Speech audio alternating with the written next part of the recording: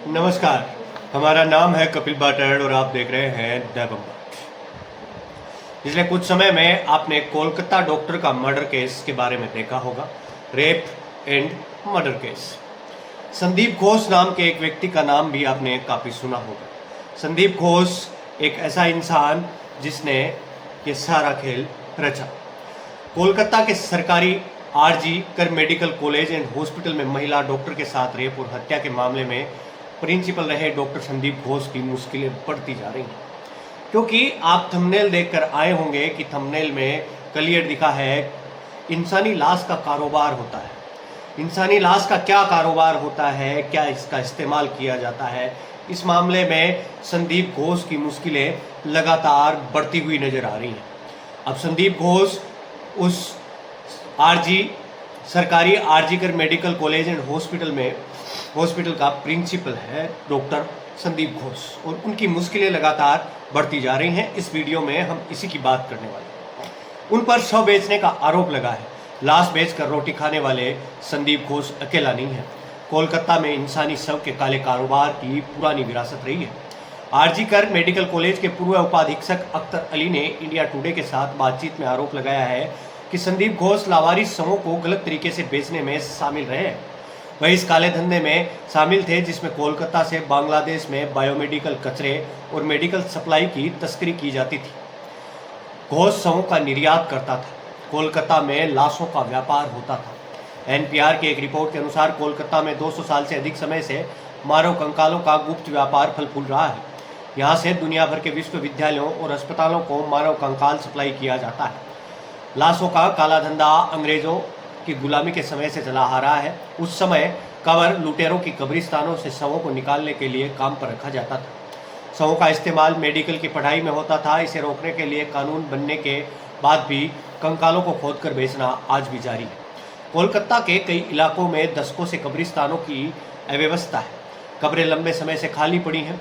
1985 से भारत सरकार ने लगाया था मानव अवशेषों के निर्यात पर बैन लगा दिया था। 1970 के दशक तक ये काला धंधा करोड़ों डॉलर तक पहुंच गया था। कई व्यापारी कंकाल पाने के लिए हत्या तक करा रहे थे।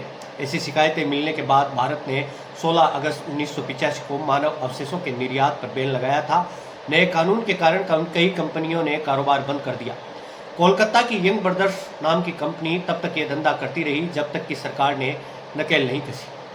1943 में बंगाल में पड़े अकाल के दौरान कोलकाता के निर्यातक शंकर नारायण सेन ने अकाल पीड़ितों के कंकाल तैयार किए थे। उसने हजारों लोगों के कंकाल बेचे थे। 4 दशक तक उसका कारोबार फलता फूलता रहा।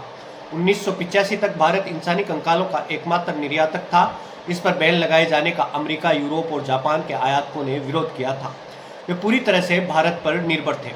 1990 के बाद भारत में मेडिकल कॉलेजों की संख्या में वृद्धि हुई। इनकी संख्या 1980 के बाद से दोगुनों से अधिक हो गई। इससे शरीर रचना विज्ञान की पढ़ाई के लिए मानव कंकालों की मांग और अधिक बढ़ी। सरकार द्वारा 1985 में मानव अवशेषों के निर्यात पर बैन लगाने के बाद भी मानव हड्डियों का अवैध व्यापार जारी रहा है। एक रिपोर्ट के अनुसार हर साल करीब 20,000 से 25,000 मानव कंकालों की तस्करी की जाती है। अधिकतर हिस्सा अमेरिका, जापान, यूरोप और मध्य पूर्व के मेडिकल कॉलेजों में भेजा जाता है। अब ये लाशों का व्यापार है जनाब, इसकी भी लोग व्यापार करने लगे। शवों के कालो कारोबार में सरकारी अस्पताल के लोगों की भूमिका बड़ी अहम रहती है। आमतौर पर लावारिस लाशें यहाँ लाई जाती हैं।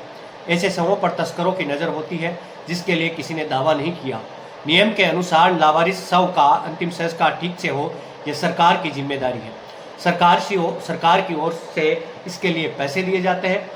जिन लोगों को ऐसे शवों का अंतिम संस्कार करने के लिए दे दिया जाता है उनमें से कुछ गलत काम करते हैं, यानी कि उन शवों को लेकर उन्हें बेचने का काम करते हैं। मरी हुई लाश का भी व्यापार चल उठा है। अब ये खबर है जो आपके दिल को झकझोर सकती है कि कोई किसी मरे हुए इंसान के लाश का भी व्यापार कैसे कर सकता है। ये आज की सच्चाई है, क्योंकि जनाब ये कलयुग है। कलयुग में सब जायज़ है। सर्वप्रथम यहाँ पैसे को माना जाता है। कलयुग को माना जाता है कि पैसे का युग है। इस युग में इंसान ही, जानवरों को तो छोड़िए, इंसान की कीमत भी सिर्फ पैसों से आकी जाती है। मैं हूँ आपका दोस्त और होस्ट कपिल बाटड़ और आप देख रहे हैं दैबम्बा। और आपने आपने इस खबर को देखा, इसके बारे में आपकी क्या राय है, ये कमेंट बॉक्स में जाकर ज़रूर बताइएगा। आपने द बम्बार्ड को अब तक सब्सक्राइब नहीं किया है तो अभी जाइए सब्सक्राइब कर लीजिए। और अभी मैं आपसे विदा लेता हूँ, मिलते हैं किसी नए वीडियो में। तब तक के लिए आप द बम्बार्ड पर जाइए और बहुत सारे वीडियो हैं उनको एक्सप्लोर कीजिए।